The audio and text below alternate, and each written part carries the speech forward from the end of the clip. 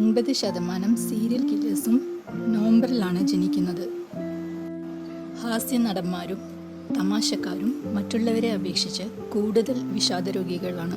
ഉയർന്ന പദവിയിലുള്ളവരോട് സംസാരിക്കുമ്പോൾ നമ്മുടെ ശബ്ദം മാറുമെന്ന് പുതിയ പഠനം പറയുന്നു.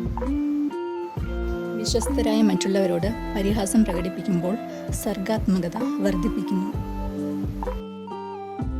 പലപ്പോഴും നൃത്തം ചെയ്യുന്ന ആളുകൾക്ക് കൂടുതൽ പോസിറ്റീവ് വീക്ഷണം ഉണ്ടായിരിക്കും.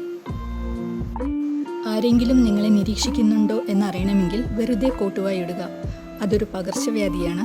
ആരെങ്കിലും നിങ്ങളെ നിരീക്ഷിക്കുന്നുണ്ടെങ്കിൽ അയാളും കോട്ടുവായി ഇടും.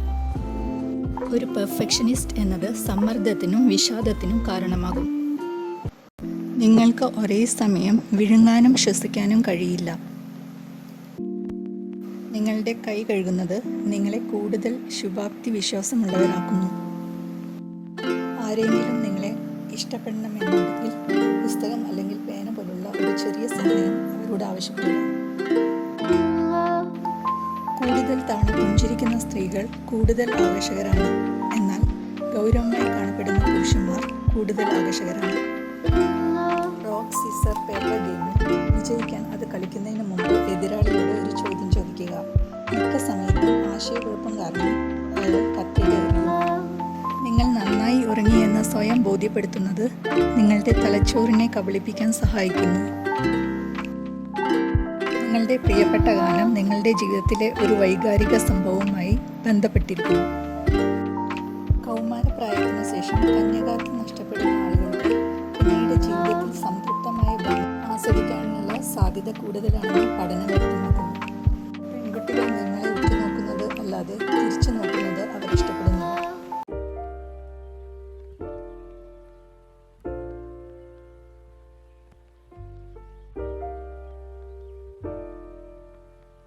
മിക്ക ഇൻ്റർനെറ്റ് ട്രോളുകളും നാർസിസ്റ്റിക്, സാഡിസ്റ്റ്, സൈക്കോപാത്ത് സ്വഭാവമുള്ളവയാണ്.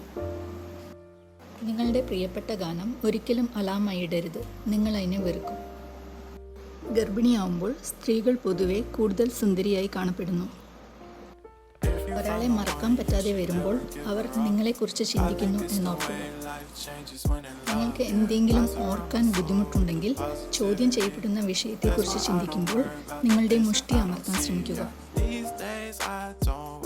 നിങ്ങൾ സംസാരിക്കുമ്പോൾ കൈകൾ മടക്കുക. മറ്റൊരാൾ ഇത് ചെയ്തില്ലെങ്കിൽ നിങ്ങളുമായി സംസാരിക്കാൻ അവർക്ക് താല്പര്യമില്ല എന്നർത്ഥം. നിങ്ങൾ സ്വയം സംസാരിക്കുന്നത് നിങ്ങളുടെ തലച്ചോറിനെ കൂടുതൽ കാര്യക്ഷമമാക്കും. കുറച്ച് എന്നാൽ വേഗത്തിൽ സംസാരിച്ചാൽ അവൻ എന്തെങ്കിലും മറക്കും.